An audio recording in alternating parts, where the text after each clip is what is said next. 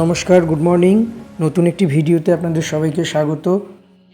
আজকের ভিডিওটি একদমই ভরকেন্দ্র বা আজকের ভিডিও নিউক্লিয়াসই হলো নন্দীগ্রাম। যেই নন্দীগ্রামকে কেন্দ্র করেই রাজনীতির শিরোনামে উঠে এসেছে বিভিন্ন সময় এবং বিভিন্ন বার্তা দিয়েছে। নন্দীগ্রাম হলো বাংলার রাজনীতির পট পরিবর্তনের অন্যতম একটি স্থান। নন্দীগ্রামকে বাংলা রাজনীতির হটস্পটও বলা যেতে পারে। সেই নন্দীগ্রামই আজকের আলোচনার বিষয়বস্তু।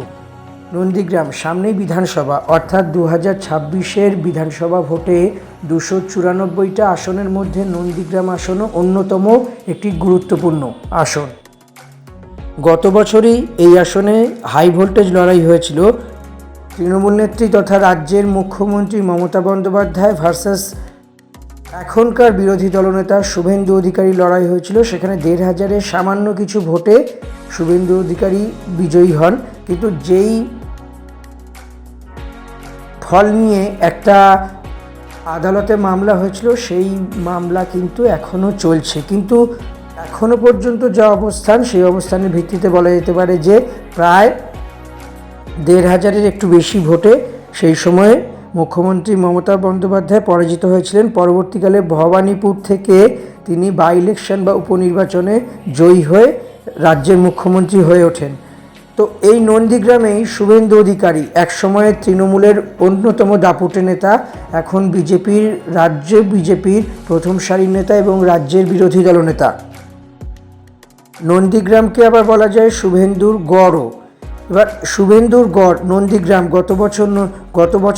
গতবার অর্থাৎ 2021-এর বিধানসভা ভোটে নন্দীগ্রামের এই ফলাফল শাসক এবং বিরোধীদের মধ্যে বিরাট একটা তরজা শুরু করে এবং নন্দীগ্রামের এই ফল রীতিমতো রাজ্য রাজনীতিতে একটা রেখাপাত করে। তো সেই নন্দীগ্রাম নিয়েই এবার শাসক বিরোধী দুই যুযুধান পক্ষই একদম কোমর বেঁধে উঠে পড়ে লেগেছে। এর আগে কিছু সমবায় ভোট, স্থানীয় ভোট, পঞ্চায়েত ভোট, শাসক বিরোধী সব মিলিয়ে এক আলাদাভাবে এখানে রেজাল্ট হয়েছিল। কিন্তু এবার তৃণমূল অর্থাৎ রাজ্যের ক্ষমতাসীন দল, যে দল রাজ্য সরকারকে পরিচালনা করছে, সেই দলই উঠে পড়ে লেগেছে যাতে নন্দীগ্রামের আসনটি তারা এবার পুনরুদ্ধার করতে পারে।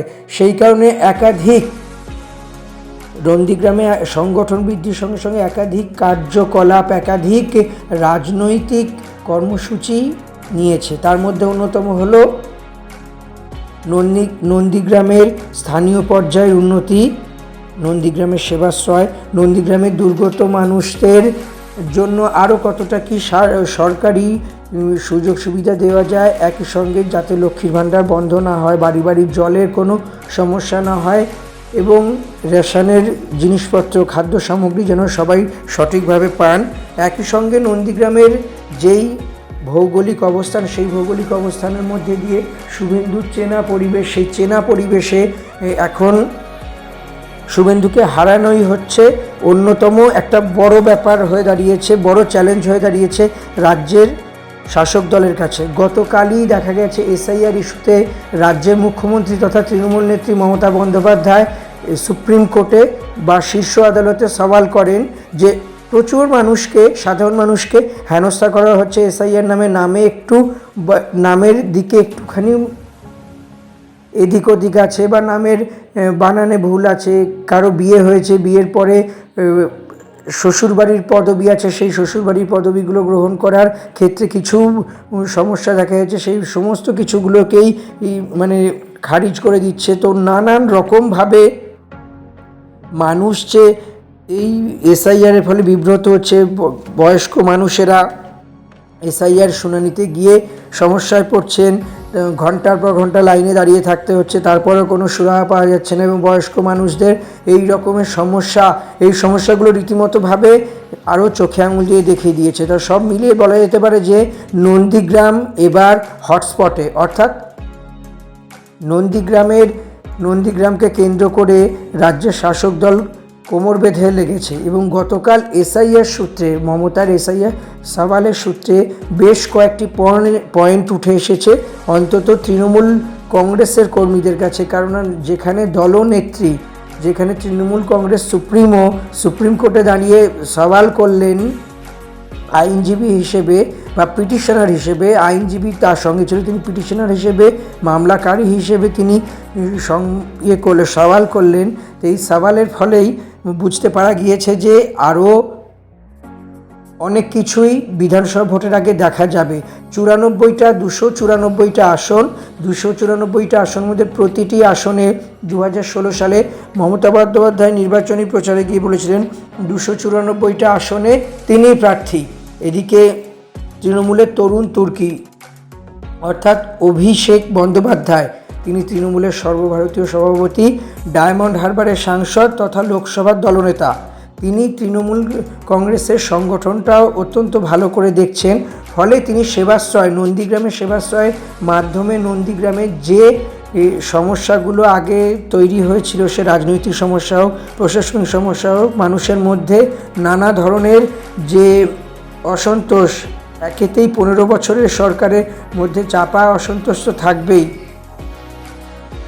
সেই চাপা অসন্তোষ যাতে কোনো রকমভাবেই মানুষের মধ্যে না, সেই চাপা অসন্তোষ কোনোভাবেই মানুষের মধ্যে না প্রবেশ করে, সেই কারণেই দেখতে পাওয়া যায় যে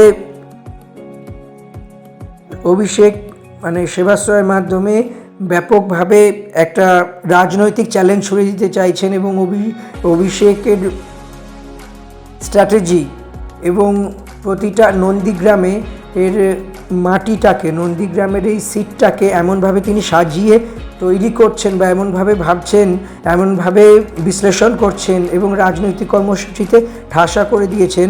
নন্দীগ্রাম বা পূর্ব মেদিনীপুরের যে অনেক, পূর্ব মেদিনীপুর জেলায় রাজ্যের অনেক নেতা, তৃণমূল কংগ্রেসের অনেক নেতা আছে, যেমন সেখানে অখিল গিরি, সুপ্রকাশ গিরি, সৌমেন মহাপাত্র থেকে শুরু করে বহু মানুষ আছেন যারা তৃণমূল কংগ্রেসের সংগঠনটাকে গ্রাউন্ড লেভেলে, গ্রাসরুট লেভেলে দেখছেন।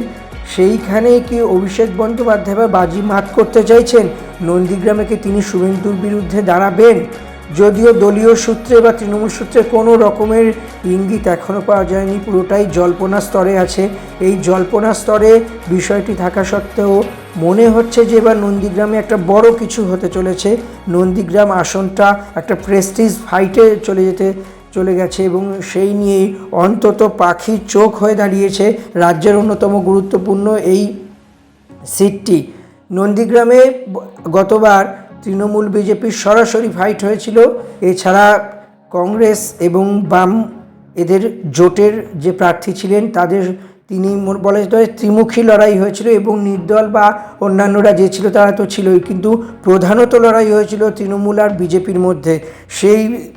সেই লড়াইয়ে শেষাশি জিতেছিলেন। সবাই জানেন তৃণমূল কংগ্রেস অল্প ব্যবধানে পরাজয় স্বীকার করতে হয়েছিল, সেখানে প্রায় 13,000-এর একটু বেশি ভোটে সেখানে হারতে হয়েছিল তৃণমূল সুপ্রিমো মমতা বন্দ্যোপাধ্যায়কে এবং শেষাশি হেসেছিলেন অভিষেক বন্দ্যোপাধ্যায়। অভিষেক বন্দ্যোপাধ্যায়ের এই অবস্থান রীতিমতোভাবে সবাইকে আশ্চর্য করে দিচ্ছে, কেন অভিষেক বন্দ্যোপাধ্যায় প্রাণপণে ঝাঁপাচ্ছেন এই সিটটি অর্থাৎ নন্দীগ্রামের সিটটি উদ্ধার করতে। নন্দীগ্রাম থেকেই নন্দীগ্রাম আর সিঙ্গুরি ছিল রাজ্যের পালা বদলের অন্যতম একটি জায়গা, অন্যতম স্থান। রাজ্যের পালা বদলের এর ক্ষেত্রে নন্দীগ্রামে এক বিরাট ভূমিকা গ্রহণ করে ছিল এবং সব মিলিয়ে বলা যেতে পারে নন্দীগ্রাম এখনও পর্যন্ত রাজনীতির বেশ আলোচনার জায়গায় আছে। তো পাড়ায় পাড়ায়, ব্লকে ব্লকে, স্তরে স্তরে এবং লোকাল কমিটি থেকে শুরু করে পঞ্চায়েত সমিতি, জেলা পরিষদ, গ্রাম, এই সমস্ত জায়গাগুলো বা মিউনিসিপ্যালিটির বিভিন্ন ওয়ার্ডে নানা রকম কর্মসূচি গ্রহণ করছে। সব মিলিয়ে বলা যেতে পারে এবার বড় একটা লড়াই হতে চলেছে। নন্দীগ্রামে বিগ ফাইট হতে চলেছে তৃণমূল ও বিজেপির। তবে প্রশ্ন একটা, অভিষেক কি নন্দীগ্রামে দাঁড়াবেন? জানতে হলে পরবর্তী ভিডিওগুলো আমাদের দেখতে থাকুন। চ্যানেলটি সাবস্ক্রাইব করে দিন, লাইক, শেয়ার, কমেন্টও করুন আর বেল আইকনটি ক্লিক করে দিন। দেখা হবে পরের ভিডিওতে।